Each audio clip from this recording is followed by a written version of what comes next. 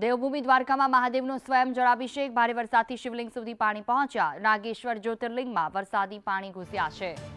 દેવભૂમિ દ્વારકામાં મહાદેવનો સ્વયં જળાભિષેક, નાગેશ્વર જ્યોતિર્લિંગમાં મંદિર પરિસરમાં પાણી આવી પહોંચ્યા, જ્યાં સ્વયંભૂ મહાદેવનો જળાભિષેક થતો હોય તેવા દ્રશ્યો સર્જાયા।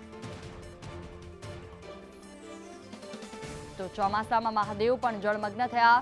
દ્વારકાનું નાગેશ્વર જ્યોતિર્લિંગ કે જ્યાં પાણી મંદિરના અંદર સુધી પહોંચ્યા છે। પોરબંદર દ્વારકા બંનેમાં વધુ વરસાદ, જેના કારણે આ પરિસ્થિતિ સર્જાઈ।